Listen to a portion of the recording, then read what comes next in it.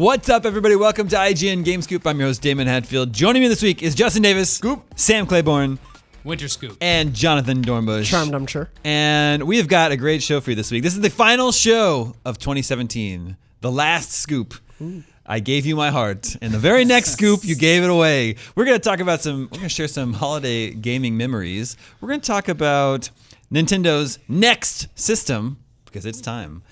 But first, a word from our sponsor. Today's Game Scoop giveaway is presented by God of War: The Lost Pages. In celebration of God of War, we're giving away a $100 PlayStation Store gift card for your gaming enjoyment. Just go to ign.forumstack.com/forums/GameScoop_sweepstakes for a chance to win. I know, it's a doozy, but it's worth it. And be sure to check out the God of War podcast, The Lost Pages of Norse Myth, on iTunes and Google Play for official game lore and in-depth interviews with Santa Monica Studio. A new episode is available each month leading up to God of War's release. Back to you, Damon. Okay, this episode is going to be all listener mail all the time because it's the season of giving, you know, and I think it's time we gave back to our listeners for sticking with us for another year. And also, this is my second to last day in the office work, and I don't. It's getting really quiet in the office. We're all wearing long sleeves because it's a little bit cold where we live now because it's the winter months. And Gummy Bears is playing in the lunchroom right now. Is that what that was? Is that true? Okay. I couldn't figure out what cartoon that was. I've been eating a lot of cookies, and I'm getting ready to hibernate. Yep. So our first email comes from Pete from Melbourne. Hey, Pete. That's in Australia. Australia. Australia. Got it. Pete says, as the year draws to a close and we choose our faves of the year, I thought for the final scoop of the year, I'd propose a little game. Looking back at the past decade of gaming, for each year, I'll throw you two highly regarded games. You need to choose one that you think deserves to be remembered in the gaming halls of history. Where are the gaming halls of history located again? That's in Sacramento. Okay, yeah, so not too far from you. It's the capital. Akron, Ohio. Here we go. Okay, so everybody understands the rules of the game? Yeah. Yes. Everybody A up to speed? Sophie's choice for every year. I mean, I wasn't paying any attention. I'm assuming I'll pick it up. You'll pick it up Wait, as we this go is along. going back 10 years ago? Yeah, so So 2007. we're not going to have to make the choice between Okami and Twilight Princess. No. Well, we already Which did. was a tough choice. We already did. No, we began in 2007, and our choices are Super Mario Galaxy or Portal. Oh, boy. Oh, That's man. very hard. It's easy for me. It's Portal. I think Portal 2. I think No, Portal just 2. Portal. No, yeah, just the first. I think Portal as well, because that was something entirely new. Yeah. Another Mario game is great. Portal was something mind-blowing and something we'd never played before. One of my fondest memories, I mean, Valve was already, one of the biggest developers in video games, Half-Life, one of the most beloved games of all time, but they weren't the Valve that they are now a decade later. We're just an absolute behemoth, making billions and billions of dollars. So the Orange Box, right? That's where Portal debuted. They had these weird games. They had Team Fortress 2 and a new Half-Life episode and, this little game called Portal, and they bundled them all up in order to have something to sell for $50 or $60. And Portal was the odd game out. We call that, for that year, we called Orange Box a title to vote on for Game of the Year. Oh, Yeah. interesting. So it was Okay. Orange Box versus Mario Galaxy, which included Not Team individual. Fortress and so forth. Interesting. Yeah. Okay, yeah. Yeah, for me, I love Galaxy. I like Galaxy 2 more, so I'll give it to Portal because I can't imagine a world without Portal and puzzle games like that. And you can't imagine a world without Mario? There'd be other Mario games. Yeah, there Without are Mario other. Galaxy. Yeah. Well, and so that's what I was getting at, is Portal was just such a surprise, came out of nowhere. It was this little thing bundled in as part of a big game collection, and no one knew. It's very rare that you experience something that you're just like, it just completely unfolds in a way that's unexpected and new. Yeah. And, all the cake and companion cube and stuff has become such a meme, but it was so crazy when you were experiencing it in real time. It was great. GLaDOS is just the best character Great villain. of our century. Okay, so let the record show that we have selected Portal to go in the gaming halls of history. In Akron, Ohio. Yeah. 2008, Little Big Planet or Grand Theft Auto 4? Oh man, people are gonna be mad in the comments. I don't like the Little Big Planet games that much. Neither do I. I think the controls in them feel really floaty, and I hardly even remember specifically how they play, but I remember a lot of weird stuff. Like I think grab is mapped to one of the triggers, and it's a weird. I felt like I was always contorting my hands. It I'm looked not amazing though. I'm not the world's biggest GTA 4 fan either, but I kind of didn't like Little Big Planet, so I give it to GTA. Yeah. I agree. I've actually never really been interested in the Little Big Planet series. I never could get into the creation tools. Like I always felt it's impressive the things people have made from them, but for me it was kind of just like I'd rather just play other levels people made and not really dive into it myself. Whereas GTA 4, that was actually my first GTA game, and so I explored like every facet of GTA because of it through that game. Well, and so you're a for New me, Yorker as well. Yeah, so I kind of loved. You felt right at home. Yeah, just the weird approximation. I'd be like, that's sort of like that street I grew up on. Yeah. Yeah, I think GTA 4 is a terrible game, and I would never select it for anything. So you abstain. Okay. Unless you're a big little big. No, I'll go with Little. I wrote Planet. a strategy guide for Little Big Planet, and it was really difficult, and so I have negative memories of that game. I do think GTA 5, they learned from, like, 4 is a landmark game in a lot of ways, but, maybe not so much fun with, the people calling you all the time, and even the odd, like, on-foot controls always mashing the X button. And 5 really struck that balance between, being silly and letting, gamers be gamers and play in the sandbox, but still tell, like, more of a realistic story. They absolutely learned from 4. Yeah. Nico's such a bad character in that game. Yeah. Bad because. Why would I ever want to play as him? He's awful. Like, he's like a terrible as a person. Okay. Yeah, okay. That's why I can't get behind a lot you of. often play terrible people in Grand Theft Auto. But sometimes it doesn't take itself seriously. So like in Vice City, it's really funny and it's like good campy and campy and and that's I really like that. Even again going back to 5, they split those missions up. Like the rampage, just murderous stuff is all on Trevor, right? And then they have these other characters that had a little bit different kind of missions and different story arcs. Yeah. All right, 2009 is a good pairing: Batman: Arkham Asylum or Uncharted 2. Oh boy. Oh man. Yeah. I think that's an easy one. I think it's Batman. Oh, I give it to Uncharted. Whoa, that's interesting. I don't like Uncharted 2.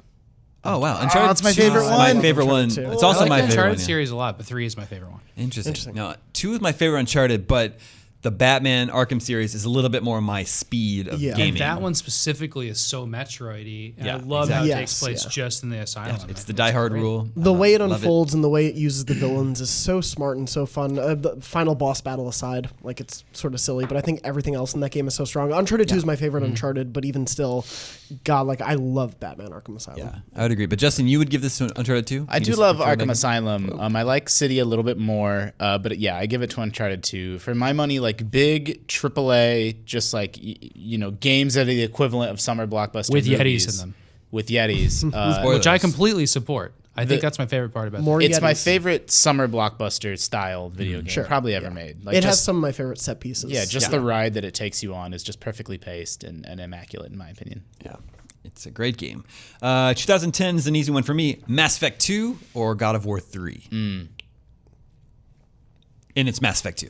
Yeah. In my mind. I'm not a big God of War fan. Another easy one for me. Absolutely Mass Effect 2. Yeah. It's one of my favorite games ever made. 2 is my favorite Mass Effect. The new God of War that's coming out next year is like the first one to really interest me. It looks like there's more than just, hack and slash, beat 'em up. I love the first couple on a combat level, but as it waned on, like it didn't really hold my attention. That one looks like it could from many levels, but yeah, for me it's Mass Effect. You might be surprised, Damon. The original God of War does have like puzzles, like you're pushing and pulling blocks and solving environmental puzzles and sort of figuring out your way through the environments as well. It's a little bit more balanced than I think some people that just haven't spent a lot of time with the games maybe think it is. So Kratos is not a compelling character either. The monsters are really well designed. That's true. Yes, I like the monsters, and then 3 they get really big. Yeah, there's some good like cinematic moments in attack 3. their faces. Of course, but it's very violent.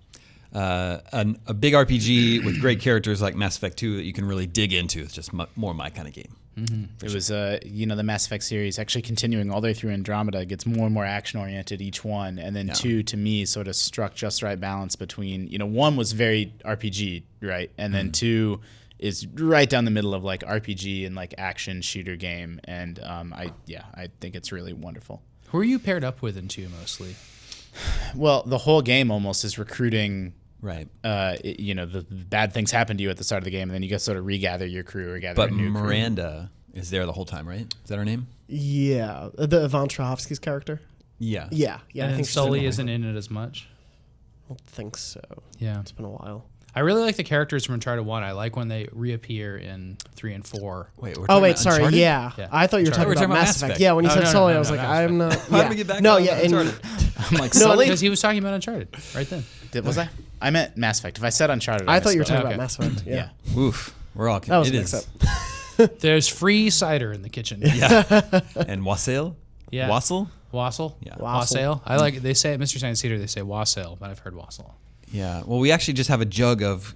It's printed. It's spelled. It looks like it's printed wassail in the fridge, and I wish I didn't know it was its own. Yeah. It's its own Actual holiday beverage. Spiced cider with booze in it. I've been taking pulls directly off the jug. I hope nobody minds. No, it's fine. Do you hold it on your shoulder? Like, Yeah, of course. Let's move on to 2011. Legend of Zelda: Skyward Sword or Skyrim. It's clearly Skyrim. Yeah. Of the Sky games. A lot of these are Skyrim. very easy. Yeah. Obviously, yeah. No, maybe not obviously, but for me, it's definitely Skyrim. Yeah. I don't have a lot of love for Skyward Sword myself. Skyrim It's was a pretty style. I associate, as we all do, specific games with specific times in my life. And I was pretty new to IGN when we got Skyrim in the office, and that was the first big, massive AAA game that people were playing and experiencing together as a staff. And that game has definitely stood the test of time, right? It does look and feel old now, but it took years, even 2014, 2015. Other 3 or 4 year old games, were starting to feel clunky and starting to age, and people had moved on. But Skyrim, man.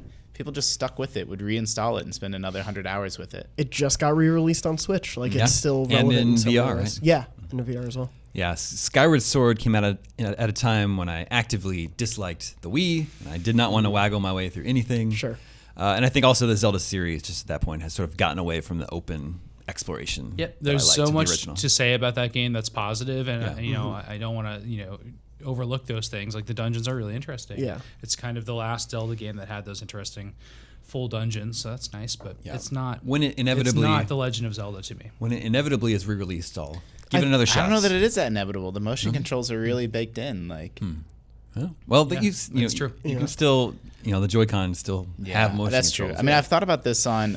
I keep meaning. I feel like I brought it up on Scoop months and months and months ago. I want to write an op-ed about games that are motion control heavy that are really good, and it's are they ever going to get off the Wii? Are we ever going to get another chance to see some of these games? Boom Blocks. You can play Boom Blocks with Joy-Cons. The Joy-Cons, yeah. Boom Blocks is so great. We played that one Thanksgiving. Yeah, we did. That was many moons ago. Yeah, might have been 2011. Yeah. If Skyward Sword had only had a big cloud ocean that was interesting and had more than 3 places to land, Yeah. I like could the have way been a cool game. I like the relationship between Link and Zelda in that game. I think it's an interesting take on that for sure. Yeah. But yeah, in terms of that overworld, that And sort of lost Fi, me. is that her name? Fi? think- Fi? Yeah. However you yeah, pronounce it. yeah. Fi. Yeah, I actually Profile. I never played Skyward Sword because by the time it came out, I had lost my Wii IR sensor. Yeah. My Wii was still hooked up, so I could Lot of play games that pieces. didn't require the pointer. But if you had to use the pointer, I couldn't do it. If you just put up 2 That- candles by your TV. Yeah. it Yeah, you worked. could do the Yeah. 2 candles, and then in the office here, just in any bundle of wire that you find behind a desk, there's one Yeah. of those tangled. Yeah. in. It's actually that manda- thin wire, and it's so much longer. It's mandatory that in every cable nest there's a Wii IR sensor. It's really funny. Do any of us still own the Wii balance board? Yeah, it's under my still- couch. It's under your couch. Yeah. Oh man. Interesting. Because nothing else is under the couch. I haven't. You Maybe know it's of. maybe it's been moved now. Maybe some of Rocket's toys. I are just under haven't there. checked. Yeah, My mom does. there are a lot of cat toys. She under still it. plays that stepping game almost every day. Yeah, we Oh, can't wow. own round cat toys now because our cat always just loses them under the stove or the bed. Yeah. It's that's not useful for me. Or the cat. 2012, Journey or Xenoblade Chronicles. Journey. So Xenoblade Chronicles, I never played that one. I guess that was a Wii game? Is that right? Yeah. Yes. 2012, not a Wii U game? Big Wii open world RPG. There was a big Wii open world RPG. Wow. Okay. Yeah, I have to abstain. I didn't play Xenoblade.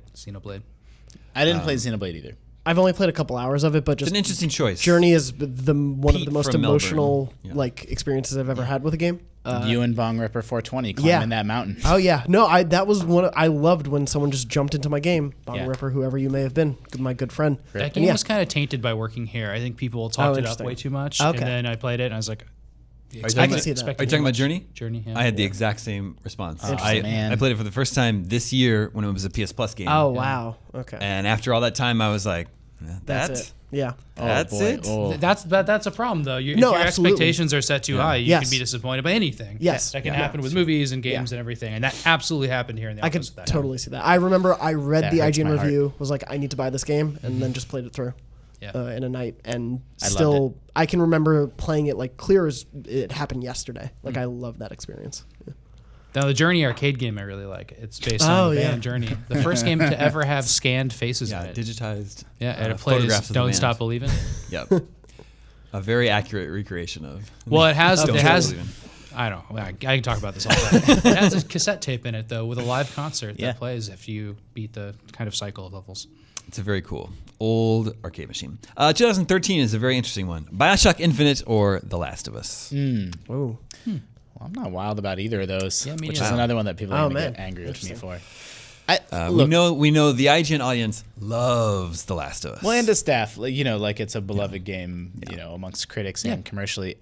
To me, Last of Us is too oppressive, and I've tried playing it 3 or 4 times, and I get maybe 5 or 6 hours in, and the sneaking gameplay and just like throwing bricks. I feel like I've spent that whole game throwing bricks, and I'm being very, very reductive right now. Like I understand what it's doing from a storytelling perspective, but I just like it's evening. I want to play a game. I can't bring myself to like pick that up, and that's what I want to spend 2 hours with. And so I keep meaning to go back to it. Yeah. You like Bioshock a lot, right? I love both of those games. Bioshock, I played them actually both back to back in that year. I remember very vividly. It was like a 2-week period where I just played both of them. I love the beginning and end of Bioshock Infinite, and I think that's the game it wants to be. And then it crams a lot. I don't hate the shooting as much as a lot of people do for that game. Like, I thought it was fine. But I agree. Very much the middle stretch of the game, I think, loses its way and has a couple really bad boss battles. But Last of Us, for me, just the complete experience. I play it like once a year ever since it came out. And the winter part is unbelievably good. Yes, yeah. And especially with the Left Behind DLC included in as part of the story. Just it's such an affecting emotional experience for me. One? Yeah, that's the mall when you're playing. So good. Yes, it's so cool. And I don't think we can count that, though. No, but just the base game itself, it really even doesn't with, matter. You can do whatever you want. That, I think, when you get to winter and the shock of that, even still, like playing it through on the 4th time, still hits me every time. And I love the way it plays with the idea of player choice in its narrative and forces you to be like, no, this is the story we're telling. And I do love the gameplay. Like, I love those scenarios, and I actually do like figuring out the combat like it's a puzzle in many of those scenarios. So for me, The Last of Us would be hands down the choice. But.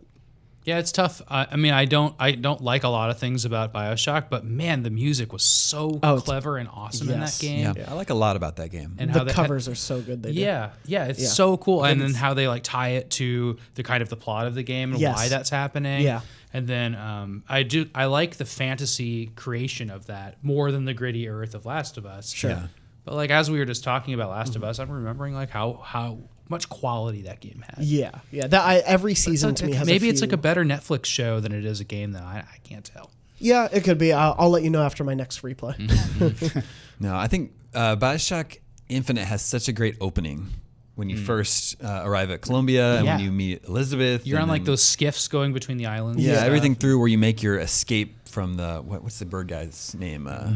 Songbird. The first There's time the you make quartet playing the Beach Boys. Yeah. It's awesome. So, but I agree, Jonathan, like it dips in the middle. Yeah. And it's like the first third of that game is really, really strong. Yes, yeah. And then it has a bonkers ending. But I've beaten that one, and I've never beaten Last of Us. Kind of like Justin. Like I've picked it up a couple times, but I've never felt compelled to play through it to the end. That game is interesting because if you don't like the gritty dreariness, it is like 3/4 of the game. Yeah. But then it really changes at the end. Yeah, I've heard that many times, and I like. But it's probably not worth the investment if you don't like the rest of it. Yeah, it's not that. It's not that I'm like actively rejecting the game. It's just like kind of like Justin said.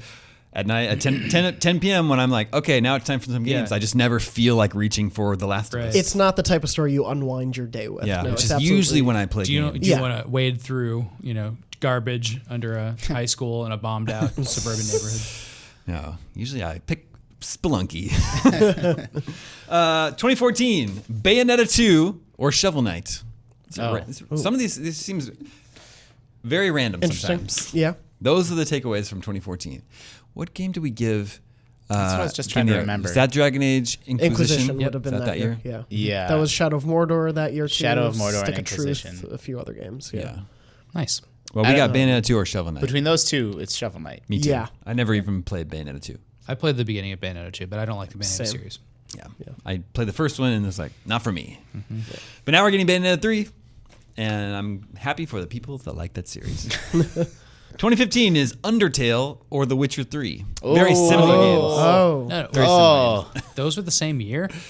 Yeah. If only Miranda were here. This is a hard choice. Yeah. Man. Oh boy. Full disclosure, I've still not played Undertale myself. Okay. I've only played a bit of The Witcher, so I don't know if I feel fully qualified to. I've played the crap out of both those games, and The Witcher is easy win for me. I think I give it to Undertale. Wow. I think The Witcher felt more. I mean, it's such a weird apples to oranges comparison. It's like comparing. Did you beat The Witcher?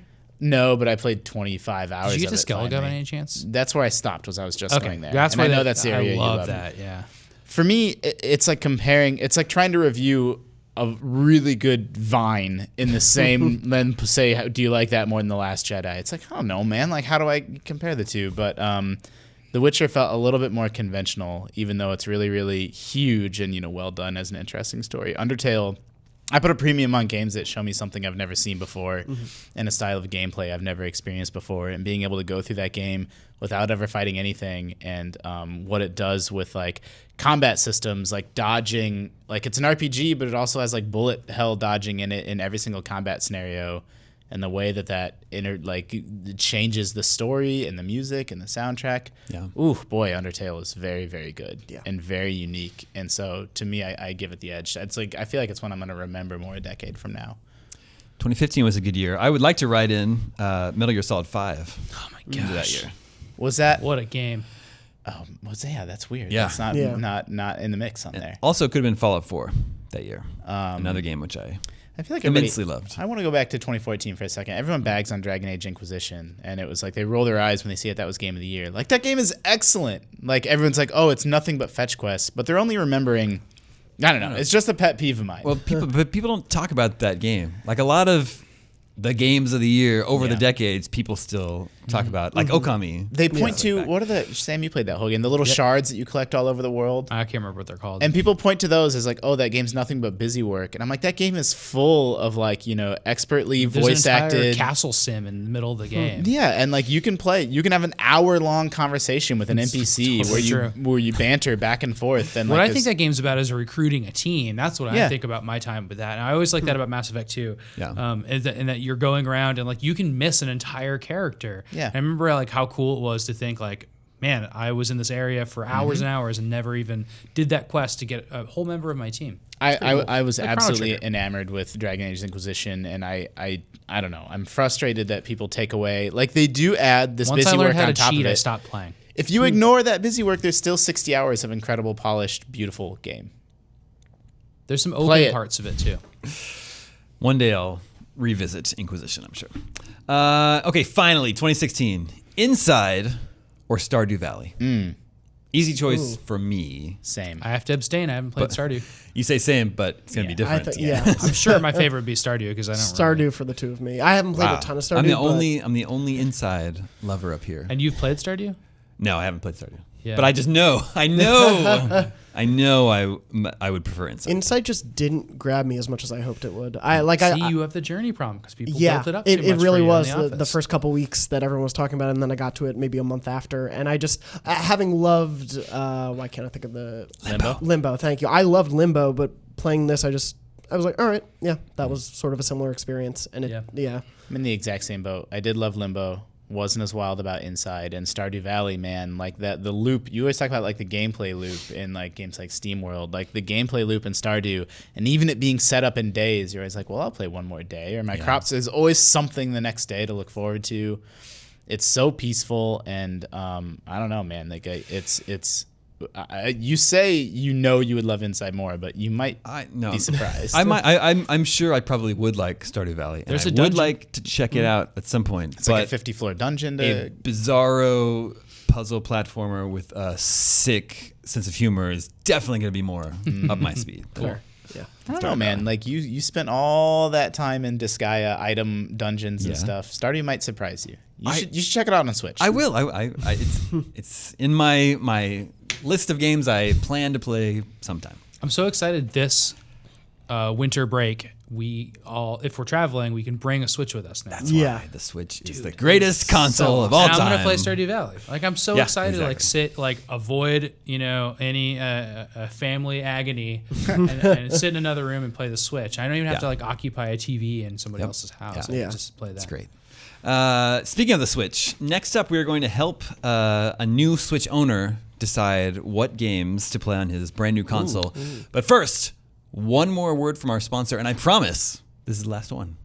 Today's Game Scoop giveaway is presented by the companion God of War podcast, The Lost Pages of Norse Myth. Each month, hear new official lore on creatures, weapons, realms, and in-depth interviews with Santa Monica Studio. Check out a quick preview from episode 1, Odin and the Knowledge Keeper. And be sure to go to ign.formstack.com/forums/GameScoop_sweepstakes for your chance to win a $100 PlayStation Store gift card. Disastrous visions. She saw the worlds plunge into a bitter 3-year winter. She saw the sky split, and the realms began to tremble and quake. She saw a horrible terror emerge with a flaming sword and an enormous, beastly wolf rampaging across the countryside as he grew to consume the very sun. She saw the deadliest of monsters and the worst of gods at each other's throats. And, in the events leading up to it all, she also saw a pale, white ghost from a distant land and his young son, somehow intertwined in this terrible prophecy.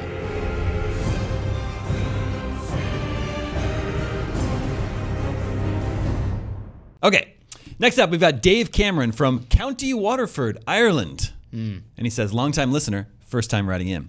I'm getting the Nintendo Switch from my lovely and better half over the Christmas holidays, and I've already gotten Zelda and a Pro Controller to start me off. Nice. Aside from Mario and Mario Kart, which other games do you recommend I get? I know there seems to be a ridiculous amount of titles released already, and I feel so stuck for choice as a result. I travel every week up and down the country, so I'm wondering what games would be more ideal for playing on the go. That's perfect. So he's got Zelda. He's going to get Mario Kart. SteamWorld Dig 2. SteamWorld Dig 2. Yeah. And let's describe this game for him. This is kind of a Metroidvania, 2D action platformer Metroidvania with lots of digging and a very satisfying gameplay loop, like we were just talking about, where you're collecting resources, digging down. But if you die, you lose those resources. So Yeah. you have to kind of do the risk of, can I get to a portal out of my hole, which you can dig down to these portals, and then you can use that with all your treasure, or you might die and lose all your treasure. And you have limited light as you're going down, so you have risk to versus reward. balance Do I everything. keep digging, Yeah. try to make it to the next checkpoint, or do I head back up? Yeah, it's try very to much turn like in my loot. The earlier Castlevanias in this century had that same thing, where you'd kind of push further and further to like a save point. Yeah. And you might get there, and it's really exciting. And if you don't, you have to go all the way back to your first save point. Yeah, exactly. So that's SteamWorld Dig 2. I would also highly recommend Mario plus Rabbids. Yes, Kingdom absolutely. Battle. Big surprise this year. Yeah. It's one of my favorite games of the year. Turn-based strategy game, kind of XCOM light, I would describe it, but a totally challenging game, like not like a baby game at all. No, yeah. It has a little bit of a difficulty spike towards the end that I know has put off some people. Yeah, it didn't definitely really it's really hard. But I love sort of figuring out the team you want to use correctly and manipulating the powers in the right way, because you can chain off of each other to create so many attacks. And before you even finish a battle, like you can do it in one turn when it can actually take like 6 turns. Like there's a lot of variation to the combat, which I love. For sure. Yeah. It's a very clever game. Specifically for portable play, I like Stardew Valley is wonderful for that. Yeah. Because it is on these fairly, like each day is fairly short, but the game is just hundreds of days, so it's easy to pick up and put back down. Really appropriate for portable. And that's a Harvest Moon like farming sim, but you start your own farm, things. and then there's a little bit more RPG elements in that. So a nice sim RPG. And I would put Golf Story in that same bucket as well. I still need to check out Golf Story. And if you're playing by yourself only, avoid ARMS and avoid Snipper Clips. Yeah. Because those games aren't great by themselves. And maybe Splatoon. Yeah. But if you are playing with someone else, I totally recommend Snipper Clips, I think Snipper especially Clips with the is DLC that's in there now. For when you It's absolutely worth when it. you arrive home from your travels to your better half, Yes. you can play Snipper Clips together. And Mario's totally a good Cut it out together. bite-sized game too. Oh, Mario's probably pick it up, get a couple moons. It's probably put it better down. than Zelda as like bite-sized. so. Pick up and Yes, play game. yeah. I think so But too. if you're on a 3-hour plane ride, I'd rather have Zelda. Yeah. Mario feels, Zelda did come out on the Wii U, and Mario feels designed with the Switch's portability in mind to a much greater degree. Yeah, I think so too. What a great console. Great console. Oh, yeah. There's more and more this week and next week, the console, or last week and this week rather, there's been an indie explosion where we talked about it on the show last week. Like we speculated that maybe some games have been held up in cert and then that resolved itself, or something seemed to have happened. So we went from a trickle of games to just dozens and dozens of like, you know, Enter the Gungeon. Yeah, Into the Gungeon's out now, which is it's not a top tier roguelike in my mind, but I had a lot of fun with it. It's not like Spelunky or Rogue Legacy level, There's but like it's cool. It's a fun. Zelda clone, like it looks like Link to the Past, called Blossom Tales. It's like a top-down Zelda game that, and just dozens of them. Like I Battle Chef Brigade. Battle Chef There Brigade. are ones you might have missed, like Axiom Verge and Axiom Oxenfree Verge, are both on it now. Yep. It's- And then out today, which I was telling Sam about, Crawl. Yep. Which is I heard about that local multiplayer dungeon crawler with cool pixel art where I think it's for 4 people. 3 people are the monsters and 1 person is the adventurer. And if your friends are like trying to, you know, kill the adventurer. I love that Seems really idea. Cool. Yeah. You can almost always, not always, but most of these games hit Steam first. So the one that I just name dropped, the Zelda clone, like sure enough, like it was on Steam earlier this year, last year, and you're able to see like, oh, was it well received or not? Yeah. And It's so Blossom. I think it's Blossom Tail. I hope Blossom I'm not Tail. misspeaking, but yeah, just poke around. Like, hey, is Oxenfree for me? Take a look at the reviews from last year. Yeah. Enjoy the Switch, Dave Cameron from County Waterford, Ireland. I'd love to go there.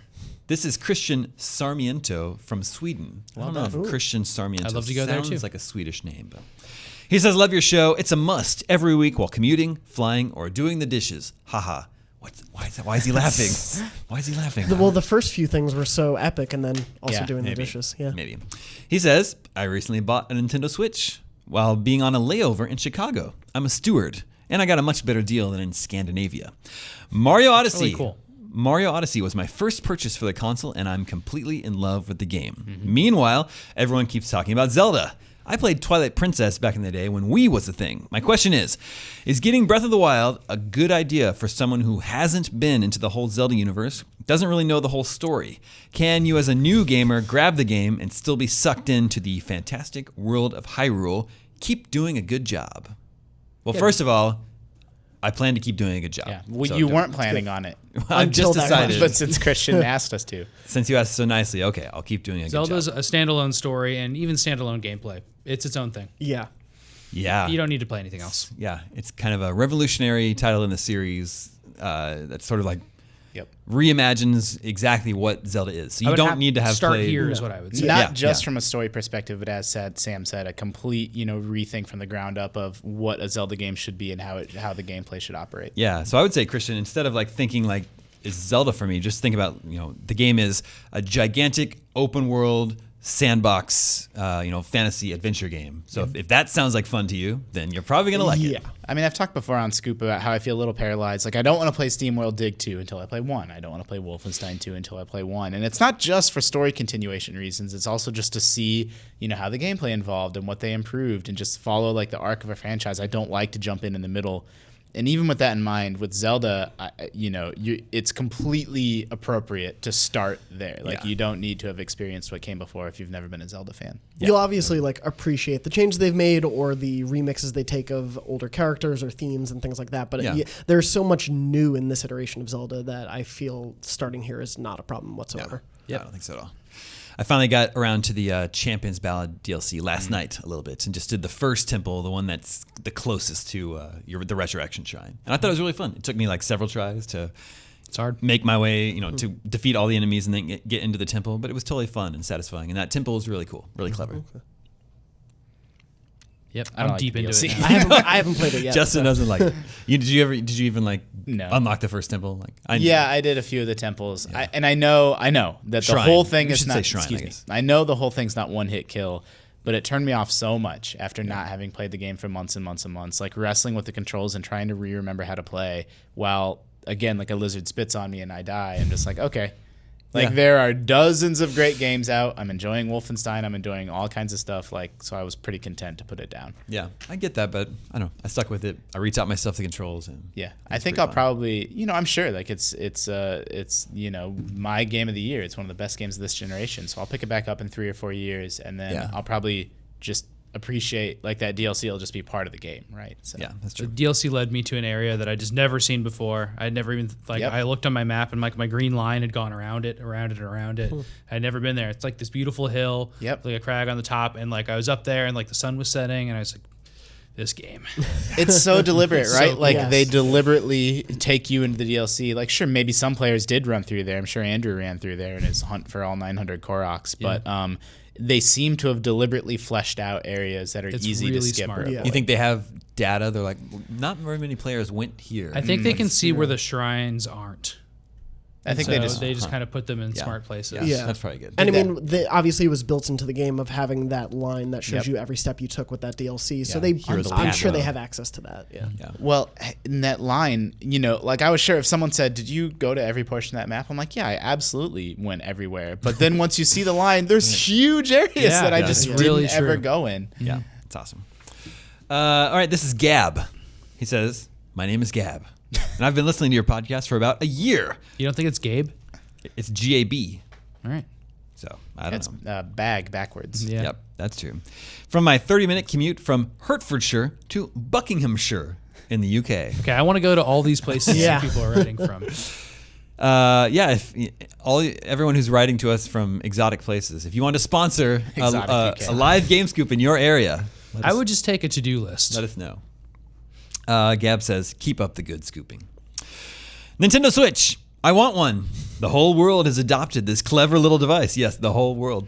So I don't doubt that 2018 will be filled with loads of games. Well, But if I were Nintendo, it's time to already be thinking of the successor. I say this because the disaster that was Wii U probably still gives Reggie some nightmares. And as the handheld factor is such a selling point, they cannot remove it from whatever comes next. My question is, do you think they will release a Switch 2? And Yes. what will they call it? If not a Switch 2? Okay, so hold on. Unpack it. Is the next Nintendo console handheld TV machine hybrid? Well, I don't know. I think the Switch, more so than other consoles, is really appropriate to get iterative, 3DS style. Like, they're not done. It's not like, okay, the 3DS, we did it. Like, I think we're going to see a Switch 1.1 and 1.2 that has a bigger battery life, maybe a bigger screen. They design this device in order to iterate on it. But I know that's not answering his question. So I think we're not going to see a Switch 2 for a while. I think they're thinking about, how do we entice people that didn't spend $300 on a Switch to get like the new, slightly improved model. I think also the sudden success of it in this first year, because it could have gone either way, especially given the Wii U, that it may have been more of a slow roll. But the fact that it's pretty much meeting the PS4 sales-wise, I feel like they very much, whenever their new console comes, might be a little more delayed because of that. But I mean, it does, Gab's, the core of his question of where does Nintendo go from here, it's sort of interesting. Like, they're in such a wonderful spot to have had this huge success on their hands, but it does kind of box them in a little bit, like big picture wise.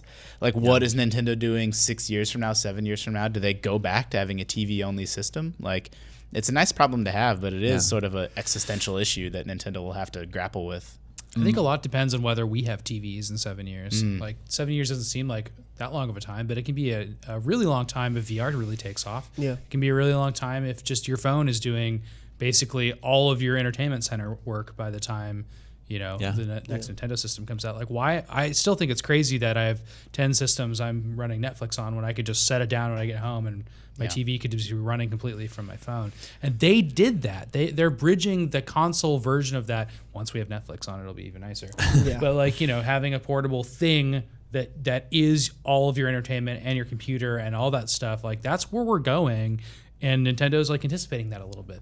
Yeah, I think the Switch probably does represent the future of the company. I don't think they're going to have a standalone box that you plug into the back of your television. The reason why is for, I don't know how long now, 20 years, Nintendo hasn't competed on a power, like a horsepower basis. Certainly since the Wii, you could argue back even since the N64 or GameCube. And they've always had like, okay, the Wii is less powerful, but it's got these revolutionary motion controls. And that went over for people. Like, 100 million Wiis were sold. And then the Wii U, okay, it's not as powerful, but it's got this tablet. And that didn't work. And now with the Switch, okay, we're once again not as powerful, but they have this other compelling reason to get the console. Yeah. And that's Nintendo. They are never going to have like a fork. They're always going to be behind Microsoft and Sony in terms of the pure horsepower of their consoles. So they have to have some other reason to get people on board. I wonder if they'll stick with the name Switch. Is that a how long do they stick with that? Like they stuck with Wii for Wii U. Yeah, and that was a huge debacle. So I think they wanted to not use the Wii name again, right? Yes. Yeah. I don't know. They use, so it's the Nintendo Entertainment System, Super Nintendo Entertainment System, Nintendo 64, and then they're like GameCube, and then Wii. Yeah. I mean, my real question is like, are Microsoft and PlayStation going to make a Switch-like device? Yeah. Yeah. Something similar. We'll see how popular it gets. Well, it depends. I mean, they're also competing in the weird market of they also have to think about home video release, at least for now, while Blu-ray and even still DVDs are such a major part of their market. And we're making a transition to 4K right now. Yeah. So like they totally want to be behind that. Absolutely. Yeah. Whereas Switch is less, that's not a priority for we're going to feel a little bit weirder about Switch when it can't work on our 4K televisions. Yeah. But that's not everybody yet. Yeah. That adoption rate also, like obviously we're in it. We see that every day, the 4K, but there's a large swath of both the US and just the world that hasn't even thought of adopting 4K. Yeah. It's like when we came out around HD TVs, they're like, hey, most people don't have an HD TV. We're not making an HD system. Yeah. And that really ended up angering me. But in the beginning, I was like, it's a pretty good decision. I don't have an HD TV. But by 2 or 3 years later, like it really made that console age faster than it would have otherwise. Yeah, I mean, the 4K thing is interesting. I don't actually know. I'd be interested to see stats on like adoption. I think it's still low-ish.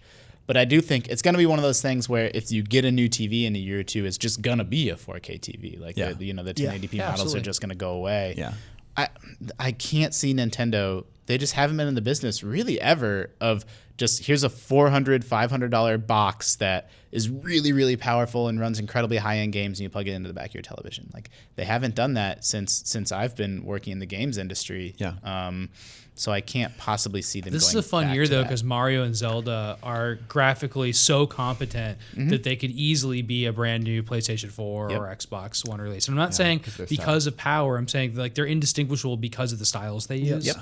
Yeah, That's great. I mean, they're absolutely gorgeous. It won't be like that forever, though. It's so wonderful, just as a lifelong Nintendo fan, to see them in the HD era. You know, with just Mario Kart is completely gorgeous, and Mario Odyssey is completely gorgeous. And to me, those games look good enough. I don't need Nintendo games to look better than that. Like I have, Naughty Dog and these other developers I love, pushing the envelope with stuff like Uncharted Lost Legacy, and they occupy different spaces for me.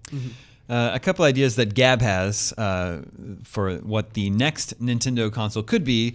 He says could be just a more powerful tablet with more Joy-Cons, meaning you're expanding the local multiplayer aspect. What if there were like 4 Joy-Cons around it? I don't know. I guess that makes it more of an actual portable multiplayer gaming system. They've also left themselves open, and they kind of hinted at it, but they haven't done anything yet, with the idea that those are detachable. You could put something else there. Like they can create something that is not just the Joy-Con as we know it, whether Fishing it's a different pole. Exactly. A tennis fishing racket pole on there. Tennis racket. Or maybe you could also replace the center, right? Yes, So if you are going to get a more powerful system in the future, maybe you just get the tablet part of it, and your pieces just slide in the side. I mean, that's what like the Switch Lite is going to be like. We'll get a tablet only. Has to think it'll be a it Switch has to Lite? get. Oh yeah, Instead it has of to a get Switch lighter. XL. Something like that will happen. I think they'll expand the line. I absolutely think we'll get a tablet only one where the Joy-Con maybe don't even detach, and it's just like a gaming tablet for $200. Like I mean, if it has the to be TDS cost happened, saving. that did the exact same thing. Yep. It doesn't fold anymore. Yep. Everything's built in. It's so much cheaper. Yep, I think we'll get a high-end one that's got a better screen and a bigger battery life, and we'll get a low-end one that makes some compromises to get the price down. Yeah, the built-in one could easily have a smaller screen that's more compact, actually fit in your pocket, that kind of thing. Yeah. And finally, Gab wonders if they would add VR, but no, Nintendo has not shown much interest in VR, and actually a lot of consumers have not shown much interest in VR. It's true, but 7 years is a long time. That's true. And I don't know where VR will be. I don't know even what televisions will be like. I mean, we could have major changes in technology. For one thing, I don't think the Switch will be able to handle, and maybe even not contemporary systems, leaps in AI. I've talked about this in GameScoop before. Not everything we talk about has to do with displays and sounds. There are things that we can put in games 7 years from now, which will be, lifelike or mysterious or interesting just because they have crazy AI that gets to know you and does terrifying Black Mirror things. Yes. Look for it. Please be excited. This is Eric Rovtar. He says, with this being your last show before the holiday break, and with Christmas less than a week away, I wondered, what is the first gaming system and or game you asked for or got at Christmas or the holidays? I remember when my sister got an NES with a zapper and power pad. That led to hours and hours of gameplay, well beyond the NES's lifespan. We'd play when home from college for Thanksgiving and Christmas, each year needing to tap it a bit harder for it to read the cartridge. Aww. So what about you guys? Any fond holiday gaming gift memories? Thanks for all you do, and Merry Christmas.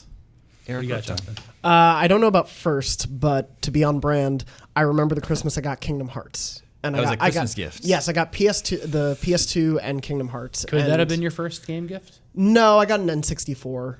Definitely for Christmas earlier. But what happened was I remember I brought it upstairs to my room, plugged into the TV while my whole family was gathered downstairs, and I put in Kingdom Hearts, and the opening theme song intro cinematic played, and I just kept hitting reset to watch it over and over. And I watched it like 20 times, and by the time I started playing, I was like, hey, dinner's ready. You have to actually come down. So I didn't get to play it till the next day. Well, this is on PS2? Yes, yeah. The PS2 had a reset button? I don't even remember. It was the eject and then the reset button. Interesting. Yeah. Yeah, the power was actually on the back. And that's because it was like a CG intro? Yeah, I loved that intro. And That's because really cool. then it just entered you into the game, but I just wanted to keep rewatching that. That is like very vivid for me. That's cool. How about you, Sam? Oh, I definitely asked for an NES first, and it got I was living in Iowa at the time. I think my mom had said she went to the Toys R Us in Cedar Rapids, and they had one left, and it was the Power Pad one. She still went for it, and I remember the box very well, and my grandfather helping hook it up. That huge box? Yeah, at that one time? is like kind of long and square on both ends, and then long. Yeah. And it has the Power Pad, and then it comes with World Class Track Meet, Duck Hunt, and Super Mario Brothers all in the same cartridge. Nice. And Super Mario Brothers is already super One card, hot by that one time. card, 3 games? Yep. Wow. Okay. And this is before Mario 2 and everything. So like Mario Brothers is still the most popular game on Earth. And then World Class Track Meet was like really funny. I don't know if you ever played that. No, I haven't. It's a big plastic pad you put in the ground, and you can kick 2 people, and they can stand next to each other, and they race in place through all these Olympic games. Oh, wow. It's actually a harbinger of things to come with the Wii. Yeah. Many Sounds years like later. But it was just buttons, so there's nothing fancy about it, and it was so funny. You could just hop off of it, go on the ground, Use your hands. and use your hands. It was really fun. And the Duck Hunt, of course, was a blast too. Yeah. That was an amazing gift. I remember opening my Game Boy 2 years later, and that was so awesome. Yeah. I love that package as robot hands holding the Game Boy. Yeah. It's so cool. There's all these lasers flying around everywhere. Yeah. And then it came with Tetris. Yeah. Definitely getting the NES for me was also like a key memory from my childhood. And no zapper with yours, right? No, I got the zapper because I got it like 86. Orange or gray? First year, gray. It was the first year that it went wide. In 85, I think they test marketed it in New York and Los Angeles. 86 was the first year it was available nationwide. I was the first kid in my school to have this new video game console. And so, it came with Rob the Robot, Zapper, Duck Hunt, and Gyromite. Oh, you had that kit? Yeah. Okay. Which is the original like power set or whatever. And then I also got Super Mario Brothers, which must have been separate. I can't believe you had Rob. That's so cool. Yeah. Had Rob used Gyromite. it. I'm sure I used it once or twice and think, well, this I found that box Never barely barely works. recently, the full Rob box. I should bring it in. It's so cool. Yeah. It has like really it's Rob's face over one side of the box, so it's like you don't even see the system. wow. It's just the big robot face. the story is well documented. It's because no retailers were interested in stocking video game consoles after the video game market crash. So the whole reason Nintendo put Rob in there and on the box is to pitch it as a toy instead of a video game system. So you had to buy Super Mario Brothers separately? I got it as a Christmas gift. Yeah. But it must have been separate because I don't think it was included in the box at that time. Yeah. And then Gyromite and Duck Hunt that came with that, they were on separate cartridges. Yep. Yep. They're each their own cartridge. Yeah. It was amazing. That is amazing. So good. And the whole reason I wanted that is because I would go to Showbiz Pizza, which is what we had instead of Chuck E. Cheese. And one day there was Super Mario Brothers there in the arcade. Yeah, I thought that that's really game cool. was amazing. And then I was watching cartoons, and there was a commercial for Super Mario Brothers that you could play at home. It was the exact same- arcade game. And I was exact like, same thing, yeah. I have to have this. And I got it for Christmas that year. It was great. Yeah, I mean, I'm in my 30s, right? And so for a long, long time, I want a game and I just buy the game, play the game. And so it's funny to reorient yourself back to the days when like Christmas and your birthday were like the lifeblood of what I presume is a shared passion for all of us. And like it's the most obvious thing in the world, but you had to wait, right? Like a game came out and it's like, it's August. I have to wait till Christmas to get, and hopefully, grandma usually got me what I wanted, but like hopefully get the thing that you asked for. So my life is littered with, opening, like you have the box and you have to wait for your whole family to open presents until you're allowed to make your escape and go play it. The NES was a family gift, actually. That wasn't a gift just for me, but it sort of became mine over time. Sure. I'm the one that took it over.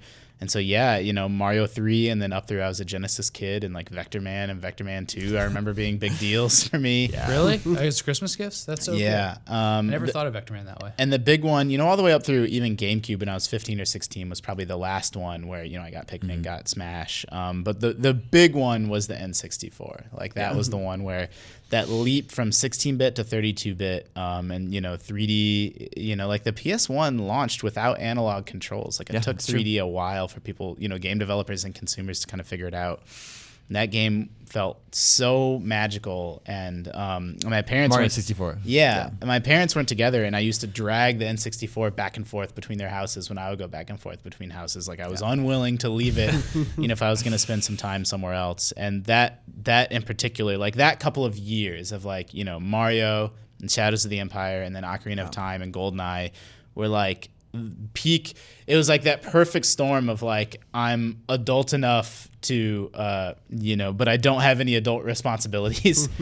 And so that was like high school's life. That was like late middle school, early high school. It was a big deal for all of us in 64 games, and I think cemented like why I'm doing the job I'm doing today. Is like, isn't it funny to think of your parents doing the research about video games? I think they just bought what I told them to. Oh really? I think they do. Like Kingdom Hearts is really specific. Well, right? that was because there was during like dinner time when we would watch TV, sometimes there was an ad that would play for Kingdom Hearts. And I was like, I need this game. Yeah. But most of the research for my parents, like I inherited my mom's NES and her Game Boy and all of that. So she had a pretty deep knowledge of it. Like, she really just like cool. understood. Oh yeah, I get what that game is. My mom played a lot of Tetris too. And that was the last video game. I mean, she plays like iPad games now, but like an actual video game, like after dinner, she'd go down to the basement and just be addicted to Tetris, for a long time. I remember one Christmas I got a Game Genie for NES.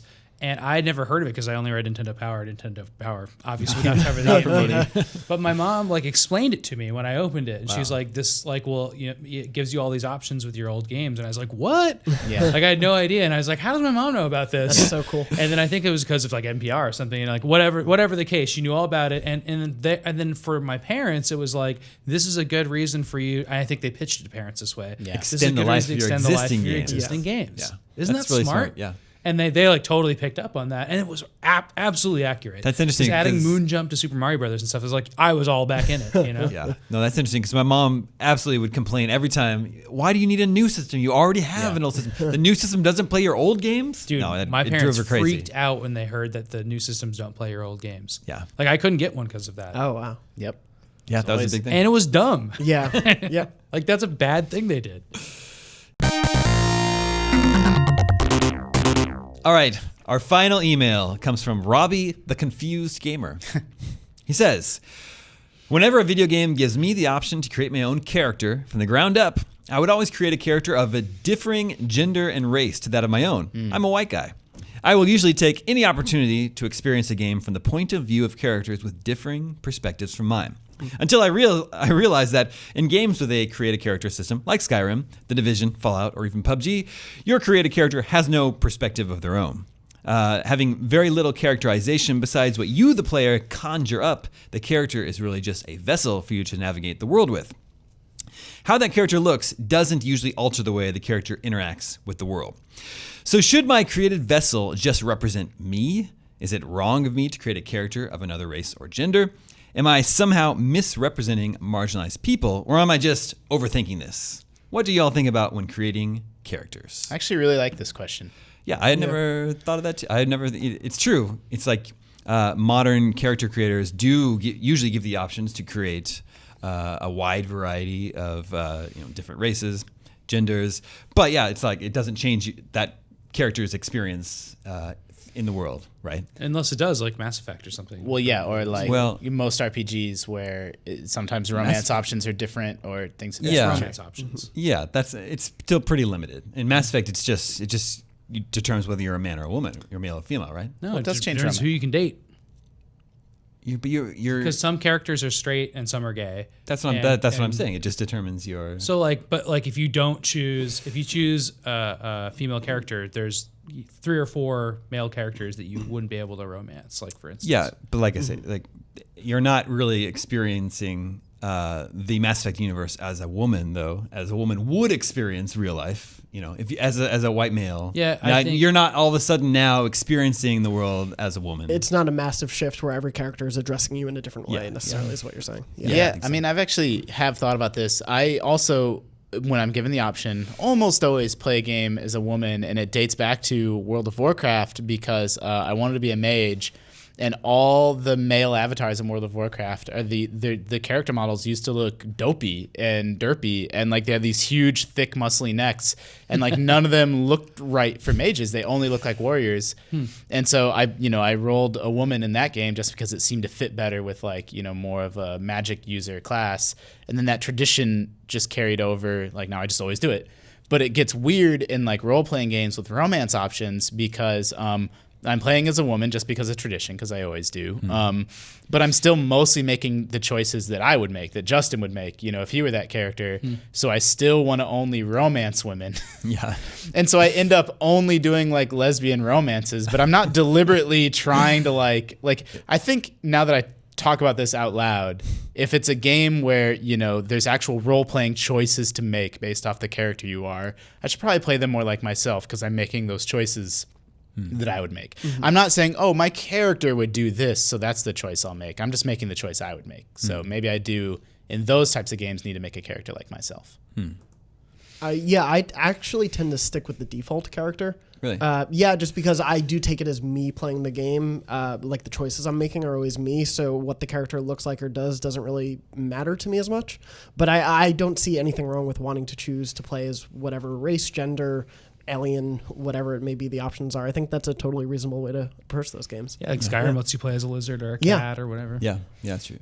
I almost always play as a woman because my wife likes to design my characters. Okay. She's not much of a gamer. She has a casual interest in it, but it's fun for her to design the character, and she always tries to make a really pretty woman. That's her goal. I'm going to make the prettiest female character that I can. What's her favorite character creator? Well, she really likes Saints Row, because that lets you get, that has actually pretty deep. Saints Row the Third had a very deep character creator in there. Funny. And she liked the Dragon Age Inquisition one too. That was also pretty good. Yeah. But I don't know, is there an ethical consideration to be given when creating a character in a game? As long as you're having fun. That's what I think, It's just, it doesn't change. I mean, I also... Your character is presumably going to be the hero of the story, and heroism looks good on everyone, right? Unless it's GTA. Yeah, that's true.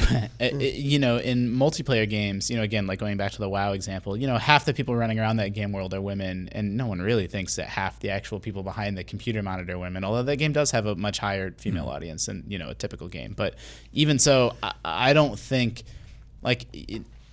I don't think there's any expectation, just the way that gaming is still fairly gendered, that, if you kill a female avatar in PUBG, that you would assume... I don't assume that that's a woman playing the game. That's interesting, too. Yeah, in multiplayer. Yeah. Yeah, because especially in like games like Battlefront where there's heroes, like... Yeah. You are either a woman or a man. You don't really choose that because of that. You choose it because of the I've powers. never seen a lady Wookiee. No, but Leia's in it. Well, I'm just making an unrelated statement. It just you've popped into my seen head. Lady Wookiee in the Star Wars Christmas special. And holiday special. There are female Life Day. there are Lady Wookiees in the Old Republic. Is that true? Yeah, they go the whole Wookiee planet there, right? Kashyyyk. Kashyyyk, yeah. That you also do that in the Force Unleashed 2. You go there as Darth Vader in the very first level, and you wreck Kashyyyk. Oh God.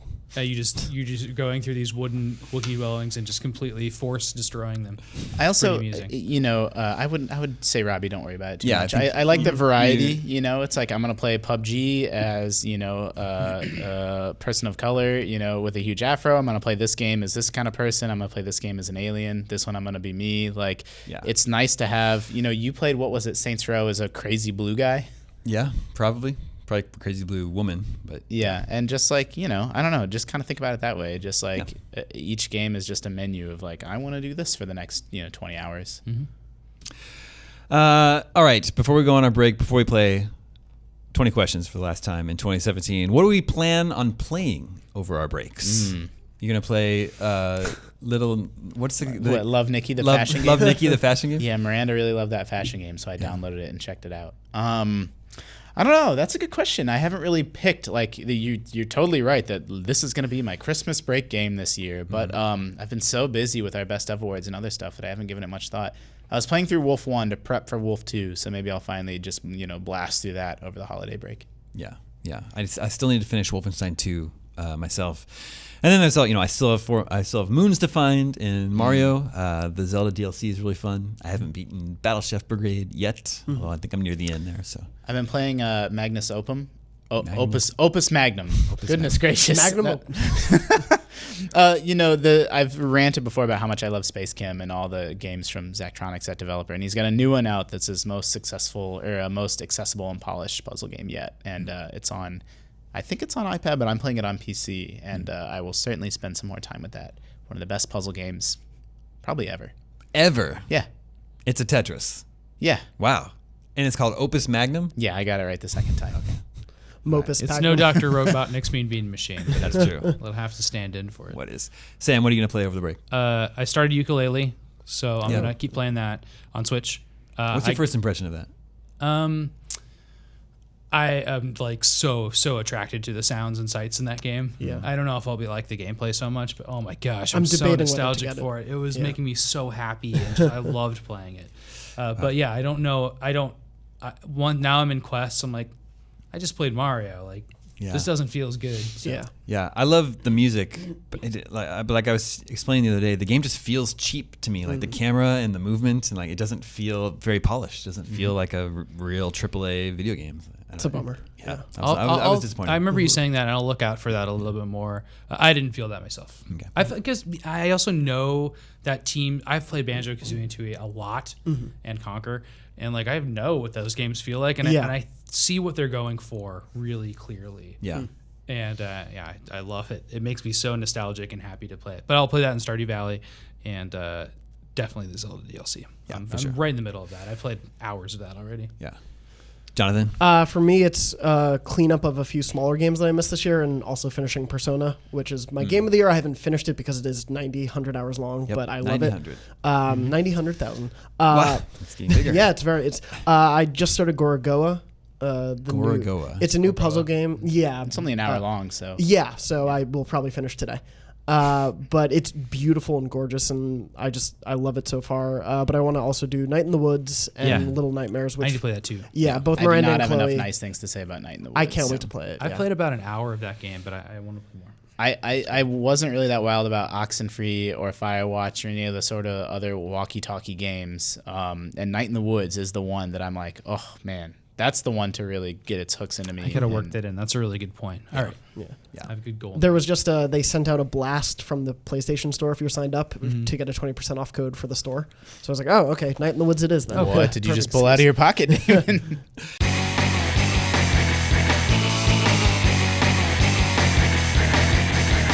I pulled out a little notes that I received in the mail, along with another little clicker. This is the second one I received in the mail. This is intended for counting video game 20 questions. Does it have a window on it? Yeah. And so this comes from Kenton in Michigan, and he says, "Hi, Damon. I've been enjoying the show for a year since I got back into gaming. My favorite segment is 20 questions. Every episode, I think you should have one of these." And that's kind of you. But, like I said, someone else sent me this before, and I used it, and I got a lot of feedback that people missed the fingers. People have come to expect me to be counting questions on my fingers. Well, didn't your wife say the counting on your fingers looks stupid too? So you need to do this. I'm sorry? Didn't your wife say at one point that counting on your fingers looked dumb? So But you need to do this? yeah, but then the viewers, the people that really matter with this show, they like me counting on my fingers. Game scoop, not wife scoop. Yeah. You look dumb, Sorry. Love you. So Kenton, for you, since you were kind enough to send me this, I'll use this one time, and then in the new year, 2018, I'll probably go back to counting on my fingers. We can see how we feel. Yeah. See how we And we feel. set up a new counter cam just for this. You know about that, right, yeah. CJ? Yeah. Let's bring up the counter cam. He just frantically pressing Oh God! Oh God! No. Kenton also gives us our 20 questions suggestion this week. Let the questioning begin. Okay. Does your character wear a hat? Does your character wear a hat? Damon. I really do need to start looking that up. Because you always look up the hands question and then I'm gonna say.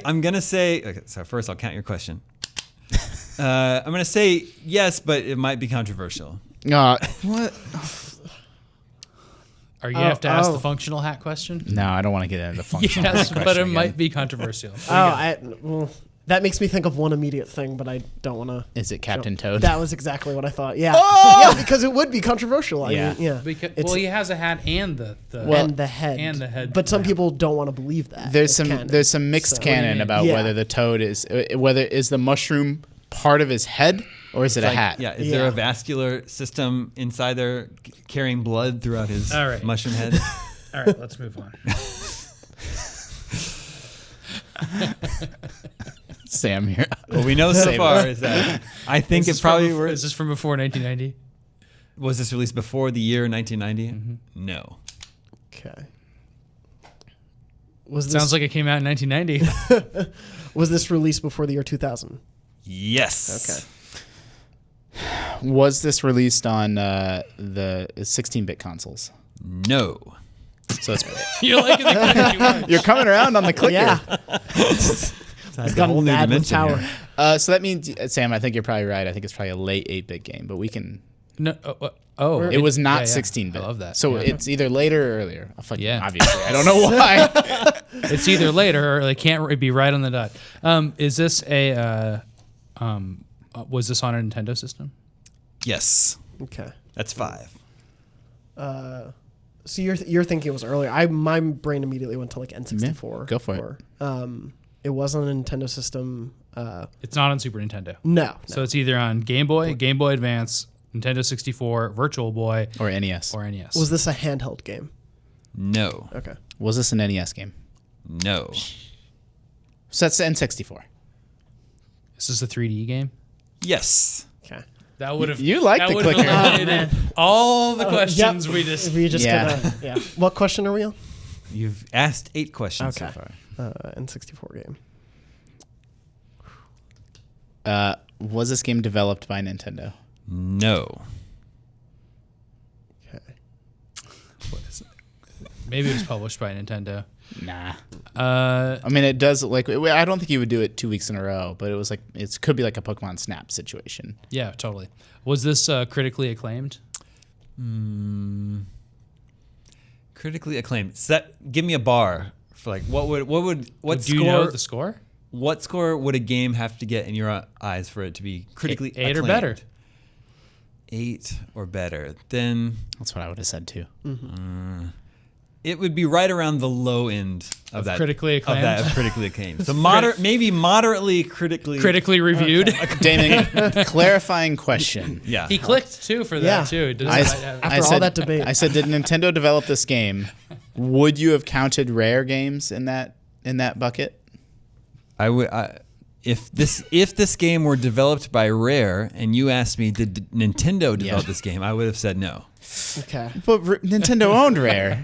Rare was Nintendo. No, I agree. I can see where David's coming from. Yeah. here, but it's a good way to probe Nintendo his attitude towards this Develops game. games on its own. Did Nintendo make Donkey Kong Country Tropical Freeze? Wait, I don't know. Retro That would made be that Retro, game. Did yeah. Nintendo make like Metroid Prime? If Retro developed Donkey Kong Country Tropical Freeze and you asked me the question, did Nintendo make this game? I would say no.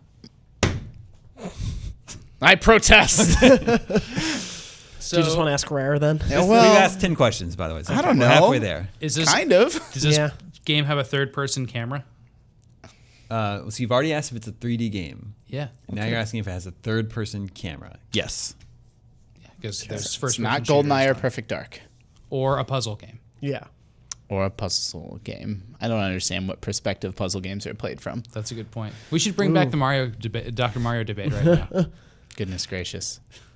I'll just ask: is this game developed by Rare? Yes. Oh, Yeah. really? Goodness. So Wow. the Well, hat is controversial. So why is Conker has an eye patch. yeah, hats and eye patches. well, and as we've established, bandanas are just the high score. A bandana could be a low hat. Just a Grunty weird- wears a hat in Banjo. It's Yeah, but you don't play as Uh, Grunty. I Yes. think he's thinking of Kazooie as the hat. Oh. But she's Well, in the backpack. Kazooie's in the backpack. Yeah. Okay, I mean, knowing it's a rare game, I mean, there's still Is a a chance. backpack a hat? So there's Force Gemini. Yep. There's Blast Core. I'm just trying to think of the lesser known Is rare Blast Core games. rare? Yeah. Really? And All right. Well, then there's Donkey Kong and, Donkey Banjo. Kong 64. Banjo Tooie's 2000s though, so it can't be that. Good point. So it's got to be early-ish rare. I don't even know. And then it can't be Conquer either. Oh, Was that too late, you think? 2000s. Yeah. Do you play as a bear? No. Okay. Except for you do know that one of the drivers in Blast Core is a bear. No, I'm just joking. So what does that leave us with from Blast Ryan? Core, Or Jet is- Force Gemini, and it can't be GoldenEye or Perfect Dark. So Okay. Is Silicon Valley rare? no, that was actually the GTA. That was DMA design. That's right. Before they redesigned. I thought Blast Core was too. I think Blast Core is rare. I mean, I don't know. Could be wrong. But Is I this a don't. sci-fi game? Yes. It's Jet Force Gemini. Do you play? Aren't you like weird rabbits in that game? No, you're You're twins. rescuing them. You're the. You rescue Ewoks. Do you play as a set of twins rescuing weird rabbit people in this game? Yes. It's Jet Force We'll just Gemini. leave it at that. Yeah. Would you like to make your guess? Yeah. It's Jet Force Gemini. It is Yeah. Jet Force Gemini. That was a good one. So the hat thing, it takes place in like outer space. So I assume they're wearing protective headgear, like Yeah. a spacesuit. Space helmets. okay. Space helmet. That is controversial. Where did I replay? Man, I know I talk about this a lot on Scoop, but I'm really fascinated by the games that were like. There's two games. They're excellent when they come out, and then one is excellent a decade later, and then one's crap a decade later. And it's not the crap game's fault; they just age differently. Jet Force Gemini is so awful. I played it in. I must have played it in the rare replay, Oh, and it is. I'm like, man, I love this game. Like I put it right up there with the other rare classics at the time. I couldn't play it. Ugh. No, so I was so disappointed. the critically acclaimed question. I feel like that was like a sevens game. 7 or 8. People yeah. probably gave it. IGN probably gave it a high 7 or an 8. I Yeah. don't really Yeah, I remember. think you nailed that. We probably gave it a 9 though. Yeah, I was thinking the same thing. There's there's multiplayer in that game, Yeah. and you can. I think in the multiplayer you can play as the dog. Okay. Isn't there something weird where the camera only moves on the x-axis? It like doesn't move on the y-axis. We gave it an Right. 8.1. 8.1. Matt Casamassino. So you were right. Nailed it. Yeah. Maybe I'm incorrect about that, but I have that memory. I don't know. I remember also you could give the controller to a second person, and you have this like kind of droid that hovers around you, and they can just kind of like zap. On the N64, that game ran at like 11 frames per second. So it's like even fixing that in Rare Replay, I still. Did they fix that in Rare Replay? Yeah. I want to play that again. Yeah, It's I busted kind out. of want to play it too. I played multiplayer so much in that game. I mean, I encourage you to fire it up. GoldenEye's the same way. You can't play it, man. Yeah, original GoldenEye. I also It's don't tough know to if go back to. Blast Core is rare. We have to look that up. Yeah, I'll check. I don't remember if that was actually rare or not. I Although, think it's the same people that did Silicon. you think it's DMA? Yeah. You might be right. Yeah, Jet Force Gemini was like a highly anticipated game along with GoldenEye and Banjo Kazooie and like all of those Yeah, it big was games rare. coming from Rare. It was rare. Blast Core is rare. Yep. Okay. Is Blast Core? I guess Blast Core is probably in Rare Replay, right? Yes. Okay. Blast Core holds up much better than Jet Force Gemini. Never played that one. Dude, it gets so hard. It starts out, I've never seen a game, like for the first 6 or 8 missions, you're like, this game's great. Why don't people talk about this game more? Then you get to the midpoint and you're like, oh, this is impossible. Like it requires like pinpoint precision. Yeah. Jet In Force shooting? Just like the way each vehicle is different and like, Oh no, Blast Core. yeah. Okay. Yeah. And then did Rare do Starfox Adventures? Mm-hmm. That was Rare also. Yeah. Yeah, that was for GameCube though. Yeah, for GameCube, yeah. But I'm trying to think of the rare misses. Started as Dinosaur Planet. I mean, they started to miss. They got more common, am I right? Do you remember? It was like the biggest controversy. That's so mean. What is that? Talking about Sea of The Thieves? rare misses got Yeah. more common. Got more. Oh, I get it. thought you said Yes. more coming. Yeah, so did I. The upcoming rare games. I was like, but Sea No. of Thieves look cool. No, the rare misses got more common. That's true. That's true. It was like Connectimals. Play on words. It was like a top 10 Connectimals. controversy when Nintendo sold Rare, but they Yeah. obviously like Nintendo saw something that we didn't. They're like, grab by ghoulies. Well, they had like, They didn't sell Rare for a long time until after Grabbed by the Ghoulies. I don't think so. I think that was their next game, wasn't it? What for? That was like their first Microsoft game. For I Or- think Xbox, so. yeah.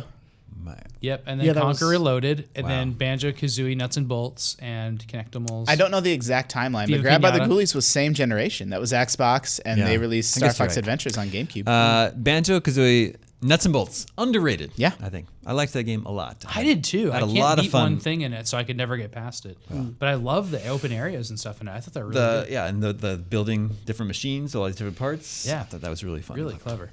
It's also in Rare Replay. Wow.